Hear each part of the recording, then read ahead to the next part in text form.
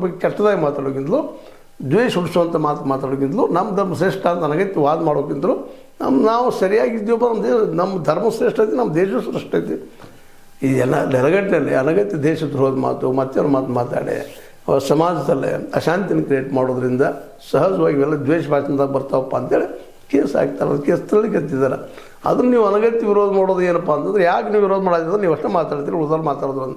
ಆದರೆ ಮುಸಲ್ಮಾನರು ಎಲ್ಲೂ ಅಂತ ಇಲ್ಲಲ್ಲ, ಹಂಗೆ ಈ ದ್ವೇಷ ಭಾಷೆ ತರಬೇಡ್ರಿ ಅಂತೇಳಿ ಬ್ಯಾಗ ಅವರು ಸಿಗತ್ತಾರೆ. ಅದ್ರೊಳಗೆ ಮಾತಾಡಲಿ ಅಂದರೆ ಅವರು ಸಾಕಪ್ಪ ನಮ್ಗೆ ಅನ್ನುವಂಥ ಮಟ್ಟಕ್ಕೆ ಮೌನ ಆಗಿರೋದನ್ನು ನೋಡಿದಾಗ ಇದು ಬಿ ಜೆ ಪಿಗರು ಏನು ಅಂತಲ್ಲ, ಏನೋ ಕಳ್ಳ ಹೇಳಿದಾರೆ. ಈಗಾಗಲೇ ಸಿದ್ದರಾಮಯ್ಯ ಹೇಳಿದ್ದಾರೆ, ಕುಂಬಳಕಾಯಿ ಕಳ್ಳ ಅಂದರೆ ಹೆಂಗೆ ಮಾಡ್ಕೊಂಡು ಹೋಗ್ಕೊಂಡ ಅಂತ.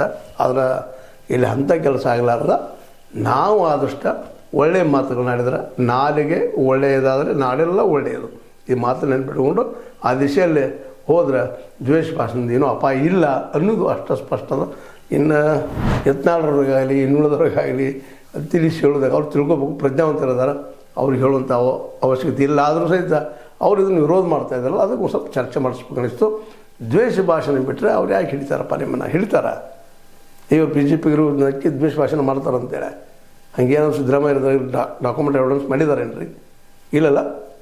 ನೀವು ವಿಚಾರ ಮಾಡ್ರಿ ಅಂತ ಹೇಳ್ತಾ, ಇದು ನಿಮ್ಮ ಲೈಕ್ ಆಗಿರ್ಬೋದು, ಆಗದೇ ಇರ್ಬೋದು. ಲೈಕ್ ಮಾಡಿ, ಶೇರ್ ಮಾಡಿ, ಕಮೆಂಟ್ ಮಾಡಿ, ಜೊತೆಗೆ ಸಬ್ಸ್ಕ್ರೈಬ್ ನಿಲ್ಲಿಸಬೇಡ್ರಿ. S16 ನ್ಯೂಸ್ ಅರ್ಥ ಥರ ಇದು ಸತ್ಯದ ಕೈಗಂಡೆ ವಂದನೆಗಳು.